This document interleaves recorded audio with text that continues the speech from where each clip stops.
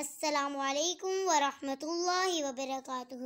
ناظرین، اپنی زندگی میں اسلامی رنگ بھرنے کے لیے ہمارے چینل اسلامک پورٹل 360 کو لازمی سبسکرائب کریں تاکہ ہماری نئی آنے والی اچھی اسلامک ویڈیوز آپ تک سب سے پہلے پہنچ سکیں۔ اگر آپ کو یہ ویڈیو پسند آئے تو لائک ضرور کریں اور اپنے دوستوں کو بھی شیئر کریں۔ جزاک اللہ۔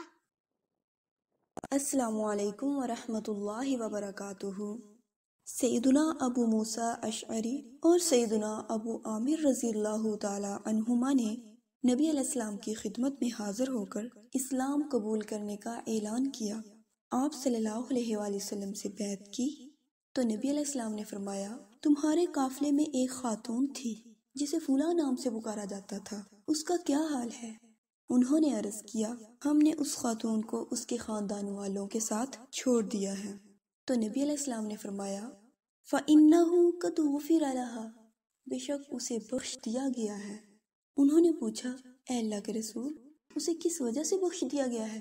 تو نبی علیہ السلام نے فرمایا، ایک ڈرانے والے منادی نے اس کی قوم میں آواز لگائی کہ دشمن تم پر آج حملہ کرنے والا ہے۔ پس وہ اپنی بوڑھی ماں کو پیٹھ پر لاد کر نکل پڑی۔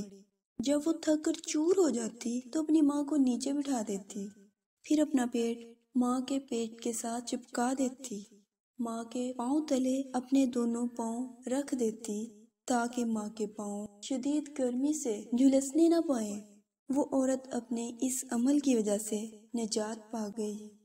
تو سامعین کرام، اس حدیث سے ہمیں سبق ملتا ہے کہ والدین ہمارے لیے اللہ تعالیٰ کی طرف سے ایک عظیم نعمت ہے۔ جتنا بھی ہو سکے ہمیں اس نعمت کی قدر کرنی چاہیے اور ان کی خدمت کرنی چاہیے۔ جتنا ہو سکے اس نعمت سے ہمیں فائدہ اٹھانا چاہیے تاکہ اللہ تعالیٰ ہماری بھی مغفرت فرما دے۔